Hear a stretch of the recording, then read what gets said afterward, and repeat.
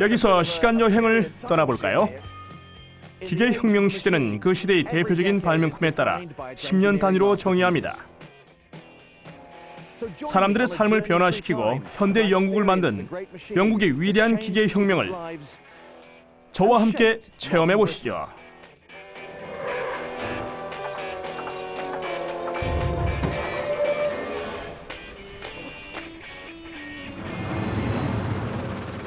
저는 지금 사람들의 삶의 질이 현저히 높아지기 시작한 시대에 와 있습니다.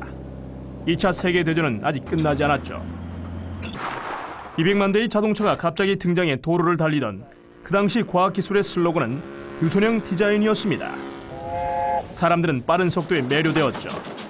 1930년대에 오신 걸 환영합니다. 이 시대는 대량 생산과 고속 기술로 영국이 전쟁 준비를 하기에 좋은 시기였습니다.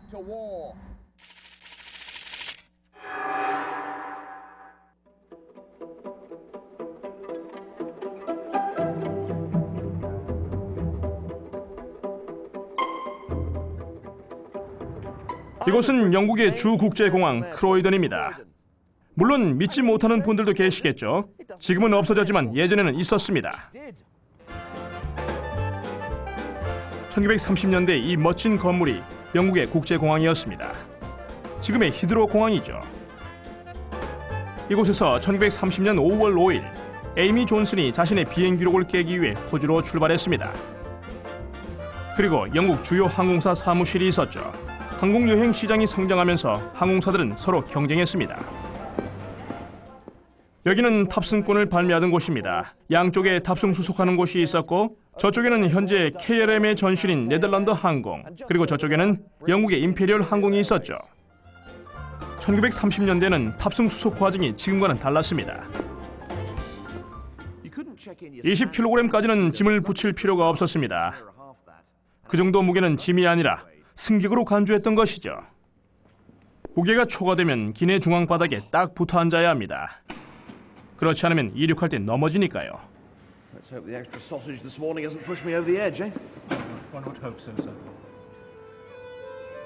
탑승 수속과 마찬가지로 항공기도 지금과 많이 다릅니다. 조종실에 문이 없는 노후한 비행기도 있었죠. 사실 지금의 여객기는 하늘을 나는 호화 유람선이라고 할 수 있습니다. 뒤쪽 좌석을 배정받았는데 어떤 비행기를 타게 될까요? 바로 이거군요. 드 해빌랜드 DH-89 드래곤 래피드. 이것은 세계 최초의 현대식 항공기였습니다.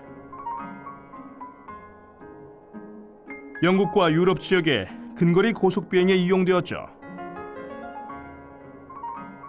탑승하기 전에 항공기 외부를 살펴볼까요? 정말 멋지군요. 1930년대의 느낌이 물씬 풍기죠? 모든 면이 예술적입니다. 각각 200마력이 넘고 6개의 실린더와 공기 냉각기가 있는 집시 퀸 엔진 2개가 달려 있습니다. 자동차 엔진보다는 강하지만 현재의 항공기보다는 약합니다. 가장 작은 현대 제트 항공기도 5배 이상 강하죠. 이 엔진 덕분에 항공기가 8명의 승객을 태우고 이륙할 수 있습니다. 래피드는 현재 항공기와는 달리 14m 길이의 날개 2개가 달려 있습니다. 매우 발전된 것은 아니지만 그 당시에는 1930년대 과학기술의 최신 슬로건이었던 유선형에 어울리는 디자인이었습니다. 전체적인 외관은 매끈한 유선형이며 바로 아래에는 착륙장치가 있습니다. 공기의 저항을 줄이고 속도와 항속 가능 거리를 최대화하는 디자인이죠. 이렇게 유선형으로 디자인된 드래곤 래피드는 시속 약 210km로 930km를 비행할 수 있습니다. 영국 남부에서 스코틀랜드, 아일랜드, 프랑스로 가는 근거리 노선을 운항하는 힐맨 항공에 아주 적합한 항공기였죠. 힐맨은 세계 최초로 운임을 받은 항공회사입니다. 버스 여행처럼 항공여행을 만들자는 혁신적인 아이디어였죠. 파리행 편도 티켓이 4파운드 정도였는데 현재 화폐 가치로 350파운드 정도 됩니다. 일반인들에게는 조금 비싼 가격이었죠. 과연 그 많은 가치가 있는지 내부를 살펴보겠습니다.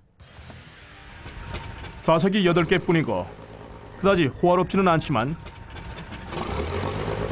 런던에서 파리까지 3시간 40분 만에 갈 수가 있었습니다.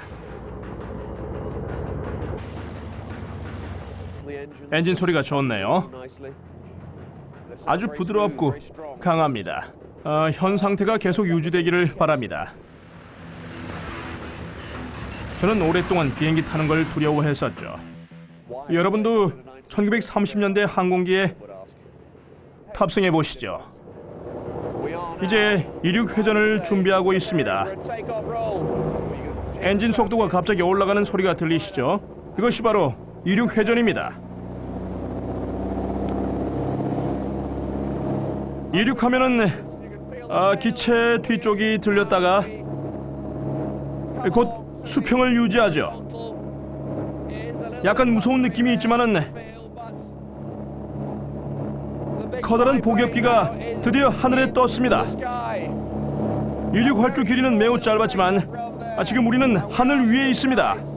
집시 퀸 엔진 2개가 부드럽게 회전하면서 우리를 끌어올려주면 우리는 힘들이지 않고 하늘에 뜨는 것이죠.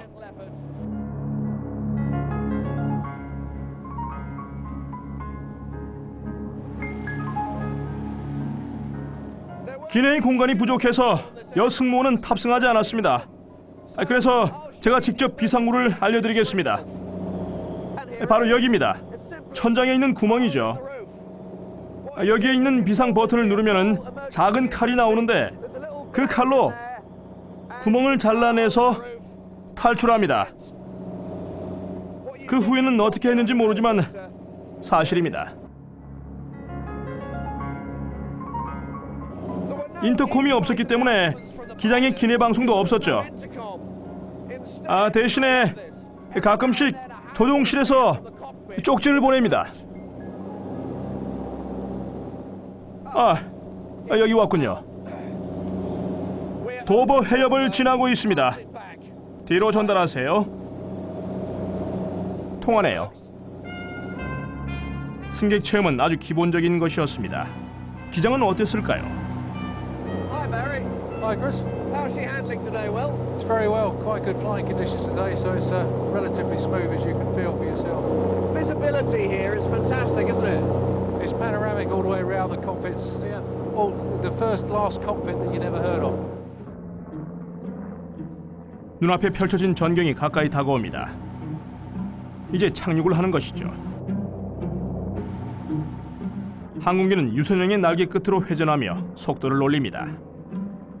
또한 날개 끝 속도를 줄이거나 방향을 바꾸어 착륙을 하는 것이죠. 조종사는 이 항공기가 땅에 닿을 때까지 계속 날아갑니다. 이제 착륙하고 있습니다. 최고의 비행이었어요. 급강하에서 어느새 활주로에 내려가고 있네요. 조금 더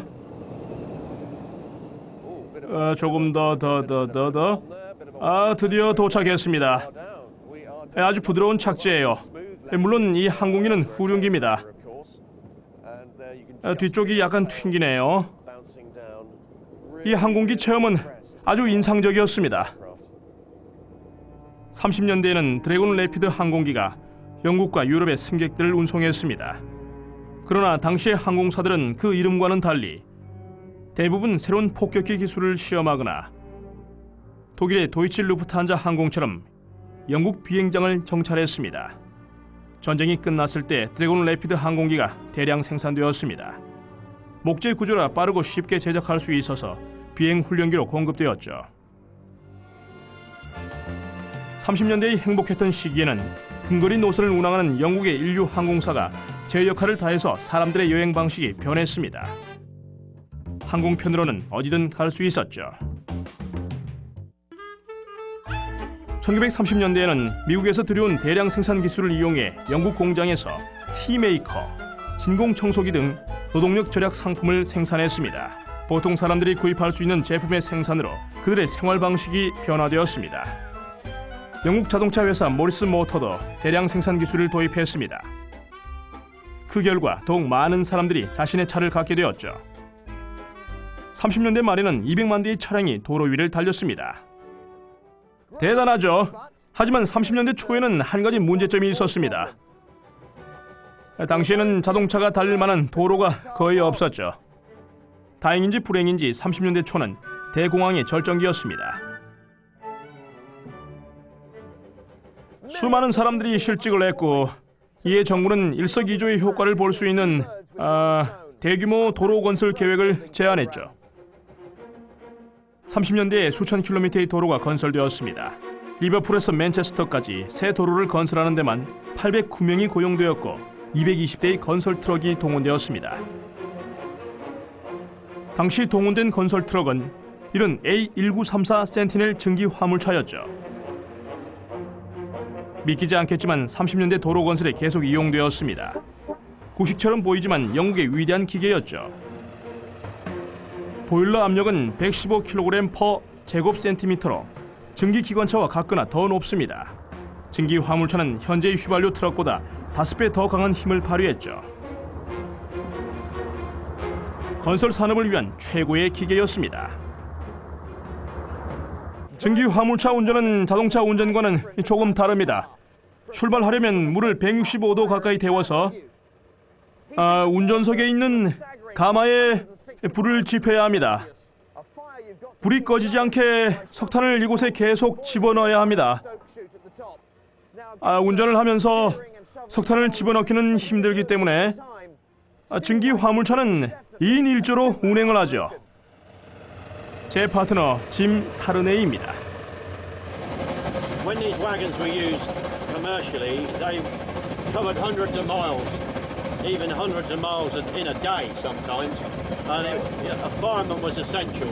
So basically, the fireman, his job is to stoke the boiler and keep pressure up. That's his main job. 원시적으로 보일 수도 있지만 필사적으로 가는 것입니다.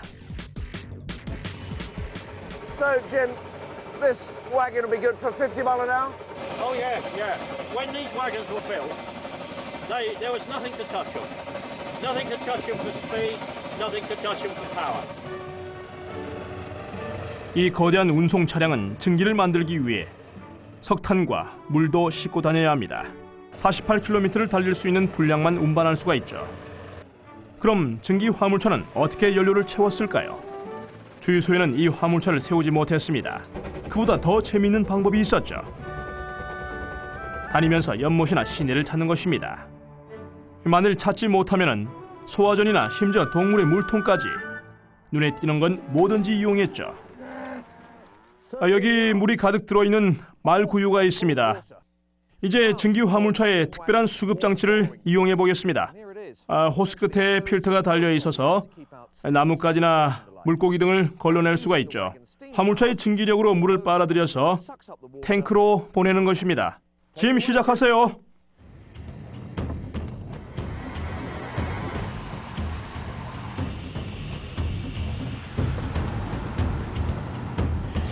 (1054리터의) 물을 빨아들여 연기를 내뿜는 센티넬은 1930년대에 생산되어 도로 건설 등 다양한 용도로 사용되었습니다. 이런 평상형 트레일러는 건설 자재를 현장으로 실어 나르는 데 사용되었습니다. 그러나 센티넬의 트레일러는 훨씬 특별했죠.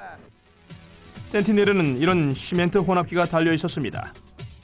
1930년대의 도로는 대부분 거대한 목재 틀에 시멘트를 부어서 건설했습니다. 이런 틀에 시멘트를 부어서 딱딱하게 굳히는 것이죠. 1930년대에는 이렇게 시멘트를 부어 굳힌 틀 수백 개를 연결하여 도로를 만들었습니다. 시멘트 틀을 다 연결하면 도로가 거의 완성됩니다. 그러나 시멘트는 상당히 미끄러워서 끼꽝 자동차 사고를 방지하기 위해서 한 가지 재료를 더 첨가합니다. 탈을 입힌 자갈입니다. 그래서 전문기업 센티넬은 역량을 충분히 발휘하여 완벽한 타르 운반 차량을 제작했죠. 증기 보일러의 열을 이용해서 탈을 액체 상태로 유지한 것입니다. 이렇게 하면은 어느 정도는 미끄럼 방지를 할 수 있었습니다. 30년대의 도로 건설은 이처럼 간단했죠. 1930년대 운전자들은 적절한 도로망을 이용해서 모리스 팔 같은 당시에 인기 있었던 멋진 자동차로 편하게 국내 여행을 할 수 있게 되었습니다. 소형이지만 훌륭한 자동차입니다. 저렴한 가격과 대량 생산으로 일반 대중이 자신의 차를 갖게 되었죠. 사람들은 더 이상 버스 노선과 운행 시간에 신경 쓸 필요가 없었지만 그에 대한 대가를 치러야 했습니다. 새로운 도로와 저렴한 자동차에 대한 새로운 교통법규가 생긴 것이죠. 총 37펜스 정도의 비용이 드는 의무적인 운전면허 시험을 도입했습니다. 시험장이 따로 있는 게 아니라 길가에 정해진 장소에서 시험관을 태웠습니다. 제가 지금 테스트를 받아보도록 하겠습니다. 행운을 빌어주세요.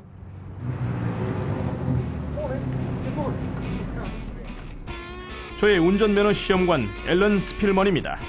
그는 모리스 팔의 정통한 사람이죠. Alan, so, back in 1935, that first driving test, what sort of things would have been in the test? Well, first of all, there was the highway code, as per now, but the questions were a little bit different. Okay, try me. What is the correct way to overtake a tram? Subject to local provisions to the contrary, a tram car may be overtaken on either side. Correct.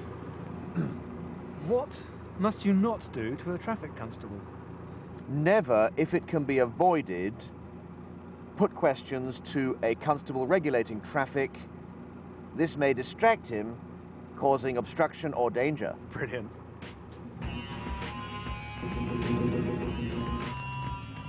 자, 이제 실기 시험입니다.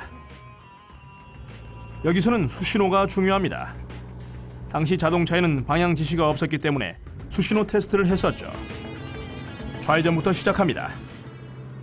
수신호를 어떻게 하는지 궁금하시죠? 옆자리 승객에게 몸을 기울여서 팔을 반대편 창밖으로 내밀어야 할까요? 아닙니다. 먼저 지나가라는 신호와 매우 비슷하죠. And I'm indicating left now. Should have packed that spare arm, shouldn't you?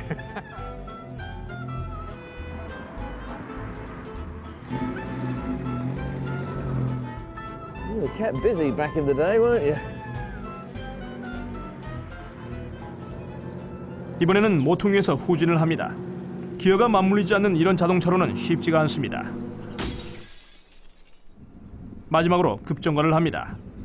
30년대의 제동 장치는 오늘날과 많이 다릅니다. And stop. How was that? Thank you. 새로운 운전 시험을 치른 운전자의 63%가 합격했는데 대부분 모리스 팔을 몰았습니다. 모리스 자동차 공장장 레오나르도 로드가 개척한 대량 생산 기술로 자동차가 많아지고 저렴해졌습니다. 대량 생산의 장점은 여기서 끝이 아닙니다. The economies of scale meant that cars were becoming cheaper. These huge concerns were able to tool up and offer extras on cars that would have been unthinkable 5 or 6 years before. And in terms of mass production, did that help in the maintenance of these cars? These cars are remarkably easy to work on for the DIYer. Well, I have to say, as I've been driving this car today, I've just enjoyed it more and more and more. It really is excellent. Everywhere you look, you see a nice little feature or a nice line. I love the steering wheel, you know, it's beautiful. I love it, I really do. 그 당시 유일하게 주목받지 못했던 건 라이트였습니다. 그러나 30년대 발명품의 독창성 때문에 지금도 도로에서 볼 수가 있죠. 바로 캐치 아이즈입니다.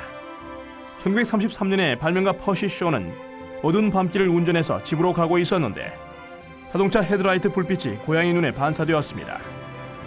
그 순간 그는 고양이 눈을 본따 밤에 불빛 없는 도로에 설치하기로 결심합니다.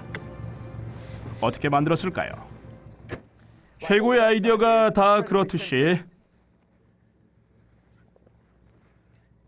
매우 간단합니다. 유리 반사경 4개를 고무 블럭에 끼워 넣은 후에 금속판을 이용해서 도로에 부착했죠. 이런 식으로요. 자동차가 헤드라이트를 비추면 빛이 반사되면서 도로에 선이 생깁니다. 차가 반사경 위를 지나가면 짓눌리지만 부드러운 고무 틀 안에 들어있기 때문에 깨지지가 않습니다. 정말 재치 있는 아이디어는 이겁니다. 비가 와서 반사경이 젖으면 눌렸다가 다시 튀어나올 때 깨끗하게 닦이죠. 대단하죠. 세계가 매료된 영국의 작은 발명품은 테스트를 통과했습니다. 현재 영국의 도로에 2천만 개가 설치되어 있습니다. 그러나 30년대에 도로 건설업체와 자동차 제조사는 그들의 방식으로 일하지 않았습니다. 영국의 4대 열차 회사가 설치한 전국에 뻗어있는 32,000km의 선로 덕분에 혼잡한 도로보다 더 빨리 이동할 수가 있었죠.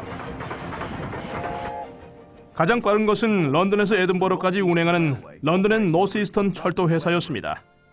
유명한 플라이 스코치맨 등 그 회사의 열차는 7시간 20분 거리를 운행할 수 있었습니다. 1930년대 자동차의 평균 속도보다 빠르고 훨씬 편했습니다. 머리도 자를 수 있었죠. LNER의 고속열차는 수석 디자이너 나이젤 그레즐리의 기술로 탄생했습니다. 그레즐리의 뛰어난 능력은 세계 최고의 열차 제작 기술을 알아내어 자신의 열차에 적용하는 것이었습니다. 그래서 그는 30년대 초 당시 세계 최고 고속열차 플리겐드 함부르크를 타고 독일 여행을 했습니다. 플리겐드는 유선형 디자인을 이용한 것이었죠. 영국으로 돌아온 그레즐리는 LNER 기관차에도 동일한 기술을 적용했습니다.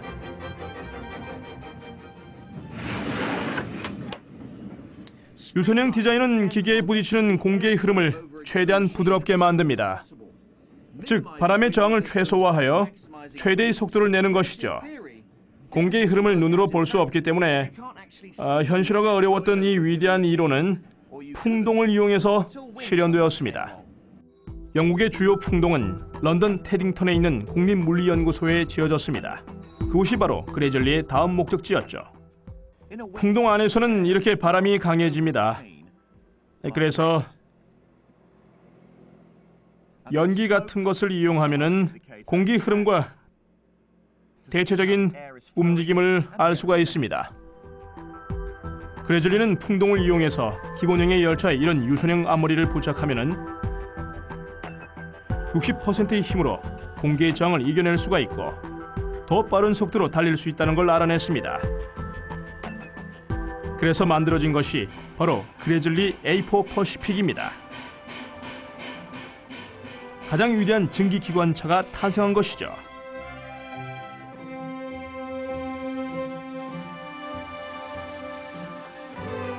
보시는 것처럼 이 거대한 기계의 표면은 공기 저항을 최소화하고 속도를 최대화할 수 있도록 매끄러운 곡선으로 되어 있습니다. 기관사 스튜어트 넬럼과 그의 조수는 동트기 전부터 기관차의 본류를 데워서 충분한 증기 압력을 만들어 운행 준비를 합니다.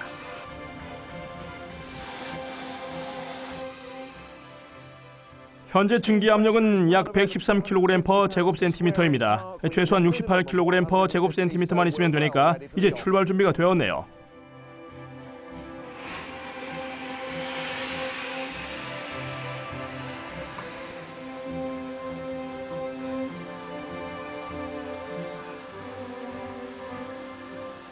연기를 내뿜는 거대한 기관차는 마치 살아있는 것 같습니다. 이제 세상에서 가장 위대한 기관차를 운전해 보겠습니다.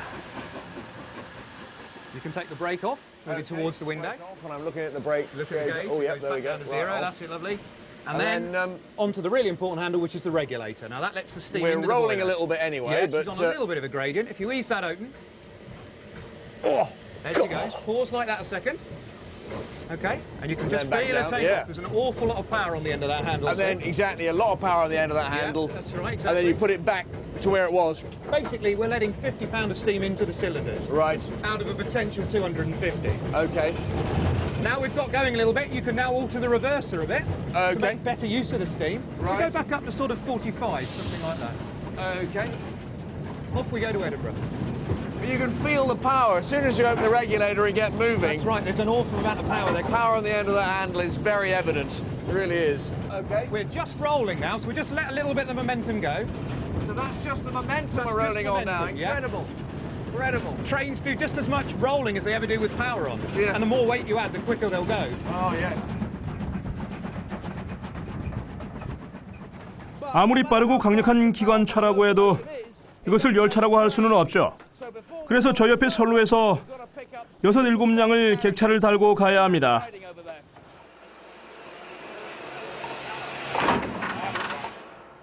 저는 A4를 운전하고 있습니다. 아주 근사해요. 기관차에서 느껴지는 엔진의 힘이 최고입니다. 그레즐리 초유선형 A4 열차는 1935년 10월에 운행을 시작했습니다.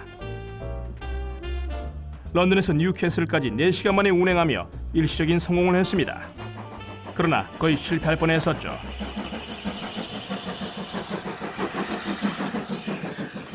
그레즐리의 유선형 공법은 기관차를 놀랄 정도로 빠르고 효율적으로 만들었습니다. 그러나 처음에는 중요한 문제점이 있었습니다. 런던에서 뉴캐슬까지 매우 빠르게 갈 수 있었지만 도착하면 얼굴이 훈제청어처럼 되었습니다. 열차 창밖의 공기가 쾌적하고 부드럽지 않았습니다. 연통에서 나오는 연기도 기관차의 외부를 따라 이동하여 승강장을 통해 객차로 들어갔습니다. 분명 편안한 여행을 위한 조건은 아니었습니다. 하지만 다행히 바람 터널로 해결되었죠. 시험하는 동안 누군가가 실수로 바로 여기 연통 뒤에 지문을 남겼습니다. 다행히 바람 터널을 작동하다가 지문을 발견해서 연기 문제를 해결할 수가 있었습니다. 검사자의 엄지손가락 때문에 유선형의 기관차 표면에 홈이 생겨서 연기가 빠져나갔습니다. 그래서 이 엄지손가락 구멍이 실제 기관차의 연통에 적용되었습니다. 이 외에도 A4 기관차 연통에 독창적인 부분이 하나 더 있었습니다. 불의 징집력을 향상시켜서 열차의 속도를 높이는 카일챕 이중 배기관이라는 장치입니다. 카일챕의 할증 속도는 1938년 최신 A4 열차 멜라드호가 전기기관차 속도의 세계 신기록 도전을 할 때 주요 부분을 시험하기 위한 것이었습니다. 그레즐리와 LNER이 시험에 성공한다면 경쟁자를 겨냥하는 훌륭한 마케팅 수단이 될 수 있었죠. 스토크 뱅크 언덕 꼭대기에서 멜라드호 열차가 기록에 도전했습니다. 이제 모든 것은 화부 토마스 브레이에게 달려 있었습니다. 그가 화실에 석탄을 집어넣는 속도와 유지할 수 있는 온도가 관건이었죠. 멜라드호는 정상에서 언덕 아래로 시속 140km로 달리고 있었습니다.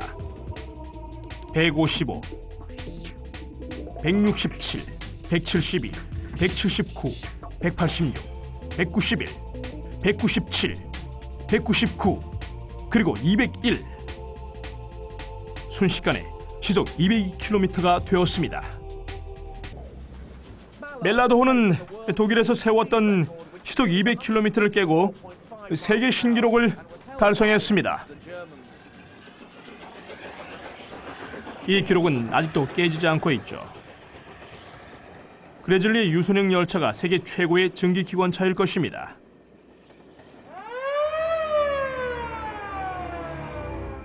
그러나 전쟁터에서 산업이 발달한 독일에 맞서기 위해 빠른 열차보다 훨씬 뛰어난 기술이 필요했죠. 30년대가 지나가면서 영국이 정확히 무엇을 해야 하는지 더욱 분명해지기 시작했습니다. 1933년 아돌프 히틀러가 독일의 정권을 장악했습니다. 그가 주변 국가에 대해 더욱 공격적이 되자 영국은 30년대 초 국민들의 평화로운 삶의 질을 높였던 대량 생산 공정들을 중심으로 대규모 재무장 프로그램을 실시했습니다. 200만 대의 자동차를 생산했던 공장에서는 방대한 양의 무기를 만들었고 모리스 모터스에서는 고속 탱크를 전문적으로 생산했죠.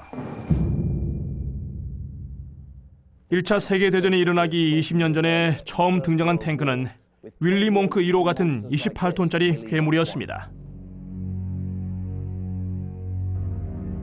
시속 6km로 굉장히 느린 이 탱크는 주로 적군의 제1선을 공격하며 보병을 지원했었죠.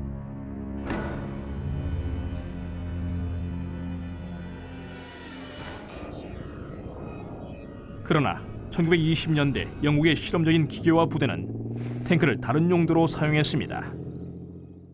그들의 작전은 무거운 구형 탱크로 적군의 제1선을 뚫고 빠른 신형 탱크로 후방까지 돌진하여 사령부와 병참선을 공격하는 것이었습니다. 새로운 전략을 수용한 영국군은 1936년 모리스사에 고속 탱크 제작을 의뢰했습니다. 바로 이겁니다. 크루저 3호는 무게가 15톤이고 40mm 포가 달려있으며 군인 4명을 태울 수가 있죠. 시속 48km로 달리는 이 탱크는 그 당시엔 가장 빠른 것이었죠. 이 커다란 탱크가 어떻게 빨리 달릴 수 있었을까요? 그것은 바로 미국의 천재적인 디자이너 제이 월터 크리스티의 고속 탱크 디자인 덕분이었습니다. 모리스는 크리스티의 탱크를 구입하여 그의 혁신적인 아이디어를 활용했습니다. 다른 탱크보다 훨씬 큰 바퀴와 장갑판의 뒤에 커다란 수평 완충 장치가 있어서 거친 땅에서도 전속력으로 갈 수가 있었습니다. 시속 48km는 당시의 탱크들보다 훨씬 빠른 속도였습니다. 크리스티의 또 다른 아이디어 역시 단순한 것이었죠. 탱크의 크고 무거운 엔진 대신 손에 들 수 있을 만큼 가볍지만 최고의 출력 성능을 가진 엔진을 다는 것입니다. 최대 출력 성능의 가벼운 엔진을 사용하는 기계는 바로 항공기입니다. 최대 속도를 내기 위해서 항공기 엔진을 탱크에 장착한 것이죠. 모리스는 크리스티의 조언을 듣고 크루저 3호 탱크에 장착할 V12 340마력의 멋진 너필드 리버티 항공 엔진을 제작했습니다. 이 모터가 작동한다면 놀라운 일이 아닐까요? 믿기지 않겠지만 해냈습니다. 모리스가 고속 탱크를 만들었죠. 바로 크루세이더입니다. 1939년에 계획되었죠. 크루저 3호와 마찬가지로 크리스티의 커다란 바퀴와 최강의 리버티 항공 엔진을 장착했습니다. 아직 작동하는 리버티 엔진이 조금 남아 있었습니다. 이 탱크와 엔진은 아주 귀중한 것이죠. 그래서 탱크와 엔진을 손상시키지 않고 작동하기 위해 엔진 전문가 존 피어슨과 아들 콜린의 도움을 받도록 하겠습니다.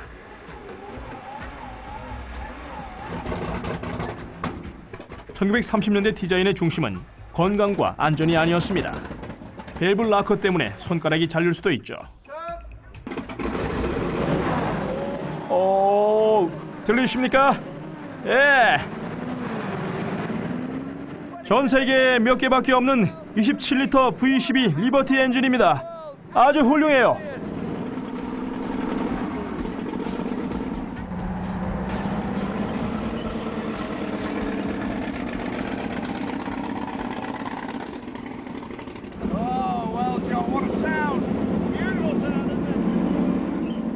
엔진 소리가 매우 커서 탱크보다는 드래곤 레이스용 자동차 같습니다.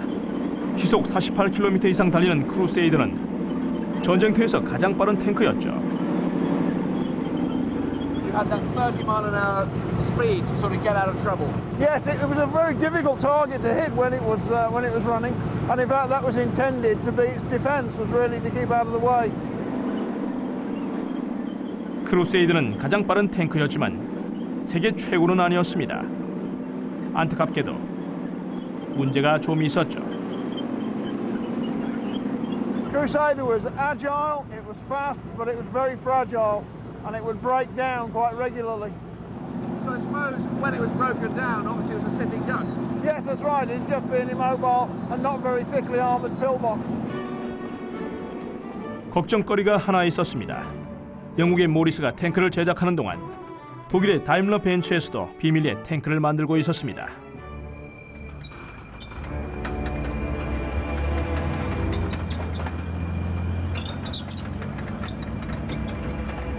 그중 하나가 바로 이 흉악한 기계 펜저 3호입니다. 독일이 1934년부터 비밀리에 제작하여 1939년 9월 폴란드를 침략할 때 사용했던 탱크가 바로 이것입니다. 폴란드 침략으로 2차 대전이 시작되었죠.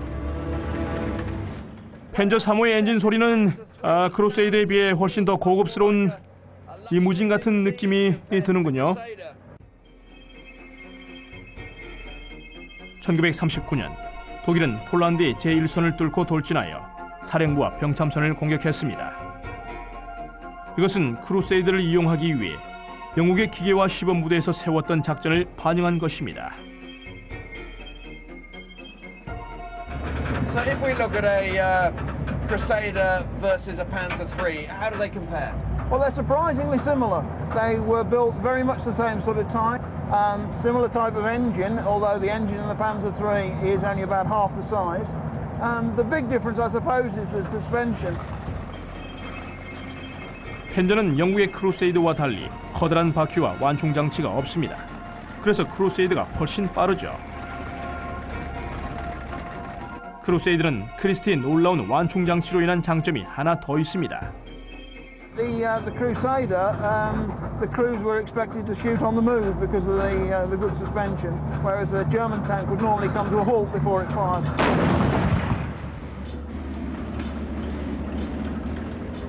사람들의 생각과는 달리 펜저는 완벽한 탱크가 아니었습니다. 단지 독창적이었을 뿐 고속과 이동 중 발포가 가능했던 크루세이드가 훨씬 더 믿을 만한 무기였죠. 아마 당시 최고의 탱크였을 겁니다. 영국에서 가장 빠른 무기가 당대의 가장 위대한 무기였던 것이죠. 과학기술이 막 알려지기 시작하면서 최첨단 군수품이 제작되었습니다. 그 덕분에 영국은 전쟁에서 살아남을 수 있었죠. 국보급인 스피파이어는 30년대 초에 제작된 경주용 소형 수상 비행기였습니다. 이 소형 수상 비행기가 1931년 슈나이더배 콘테스트에서 천재 공기 역학자 R.J. 미첼이 디자인한 슈퍼마린 S-6B의 세계 기록을 깨트렸습니다. 슈나이더배 콘테스트는 국제 수상 비행기 경주였습니다. 이 소형 항공기는 사실상 세계에서 가장 빠른 비행기였습니다. 그 반면에 가장 많은 생명을 앗아가기도 했죠. 그러나 과학기술이 알려지기 시작하면서 제작되었기 때문에 사우샘프턴의 솔렌트 스카이 박물관에서 소장하고 있습니다. 그레즐리 기관차와 드래곤 레피드 여객기와는 또 다른 유선형 디자인을 보여드리겠습니다. 정말 재미있는 건 지금부터죠. 최첨단 유선형 디자인은 매우 놀라운 과학기술입니다. 날개와 부력 지지대는 공기 저항을 줄이기 위해 칼처럼 매우 얇죠. 조종석 앞 유리창이 작은 것도 같은 이유입니다. 조종석은 죽음 또는 명예를 위한 것이었습니다. 좌석이 없기 때문에 조종사는 몸을 최대한 움츠려서 바닥에 앉아야 했습니다. 어깨가 걸렸네요. 앞쪽에는 커다란 엔진밖에 안 보입니다. 과열 상태가 거의 지속되는 2350마력의 롤스로이스 R타입 엔진이죠. 첫 운항에서 15분 만에 파괴되었으며 개발이 완료되었을 때에도 수명은 단 5시간에 불과했습니다. 1931년 9월 13일 S-6B와 결함이 많은 엔진은 사우샘프턴 근처의 칼샤스핏에 있는 경납고에 보관되었습니다. 나의 모형은 정확한 선례를 따라 제작한 것입니다. 저기 보이는 것인데요. 사실상 오랫동안 변하지 않았습니다. 조종사 부스맨은 가속을 하자 수상 비행기가 공중에 떴습니다. 초기에 영국팀 조종사 중 한 명이 훈련 도중 비행기 추락 사고로 사망했습니다. 자신의 조종석에서 순직한 것이죠. 그러나 부스맨은 명예를 위한 경주를 하기로 결심했습니다. 1931년에 이곳 솔렌트에서 경주가 열렸습니다. 화이트 섬에서 웨스트 위터링, 고스포트를 거쳐 리프로 가는 50km 코스였죠. 약 25만 명의 사람들이 지켜보는 가운데 부스맨은 첫 바퀴에서 평균 시속 552.1km를 기록해서 슈나이드배 신기록을 세웠습니다. 이 보트로 코스를 완주하는 데는 1시간이 넘지 않을 겁니다. 그러나 미첼의 S-6B는 5분 30초 만에 날아서 갈 수가 있죠. 조종석의 창이 작아서 코스를 살피기가 너무 힘들어서 6번째 바퀴에서 라이드 방파제를 지나치고 말았습니다. 7번째 바퀴에서 결승선을 향해 다이빙합니다. 코스 주변에 있는 증기선의 고동이 울리며 영국이 우승했습니다. 16일 후 이 소형 항공기가 다시 하늘에 나타나 시속 655.8km로 세계 신기록을 세웠습니다. 최초로 시속 600km를 넘은 순간이었죠. 영국은 유선형 디자인으로 제작한 무기로 전쟁에서 나라를 구할 수 있었습니다. 1940년 영국 전쟁에서 900명의 전사들이 잉글랜드 남부 상공에서 독일 공군기 4,000대를 필사적으로 물리쳤습니다.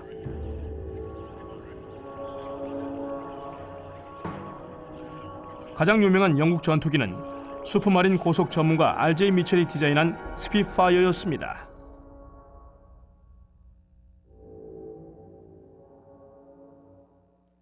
스피파이어가 S-6B처럼 최첨단 초고속 전투기라는 점이 영국에게는 행운이었습니다. 그러나 단 2대만 제작된 S-6B와는 달리 스피파이어는 대량으로 제작되었으며 전쟁이 끝날 때까지 22,000대가 생산되었습니다. 스피파이어에 대해 더 많이 이해하고 미첼이 수상 비행기에 대한 경험을 바탕으로 어떻게 디자인했는지 알아보기 위해서는 제작 과정만큼 흥미로운 가공 전 원재료 상태의 스피파이어를 만나보아야 합니다. 그러나 62년 전에 생산이 중단되었기 때문에 불가능한 일이죠. 그러나 여기에선 가능합니다. 이곳은 덕스포드에 본사가 있는 항공기 보급 및 역사 비행사입니다. 최초의 스피파이어 비행 중대가 있었던 장소입니다. 마치 현대 스피파이어를 생산하는 것 같습니다. 그러나 이 전투기들은 모두 2차 대전 당시 제작된 것으로 여기서 복원하고 있습니다.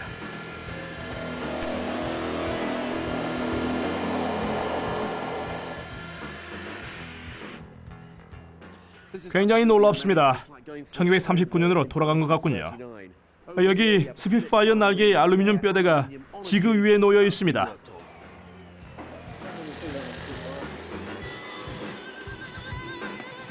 이곳에는 최초로 전투에 참가했던 마크 1 스피파이어도 있습니다. 칼레에서 격추되어 바다에서 인양되었죠.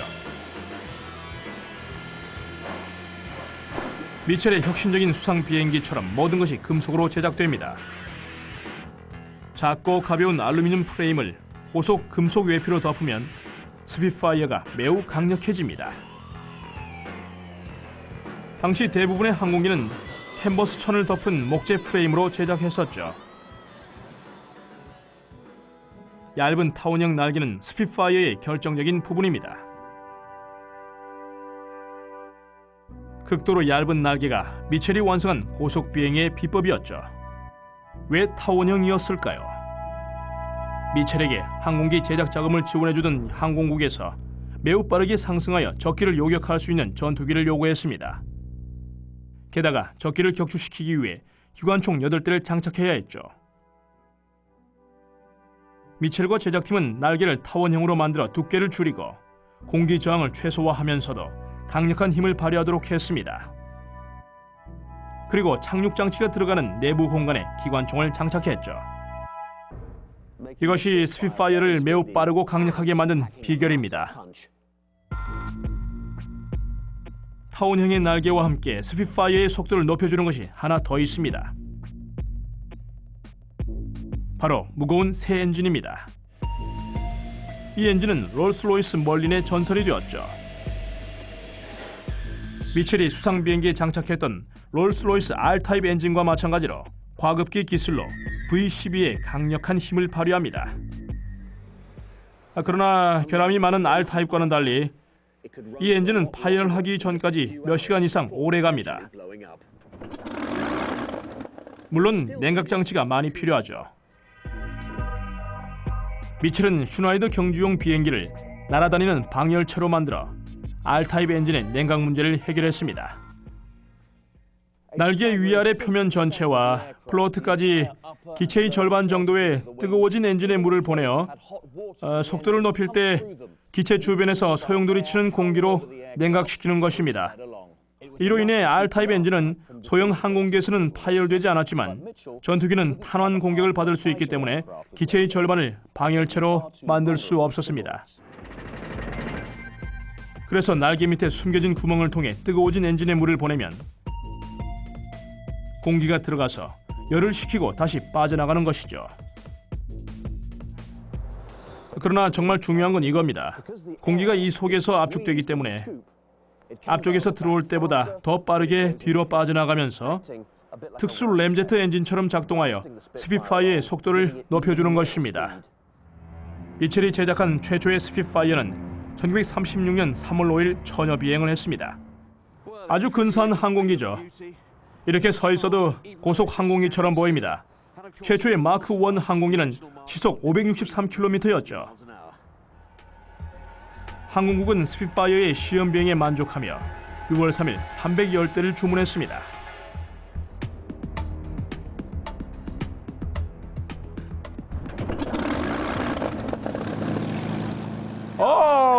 엔진 소리가 대단한데요.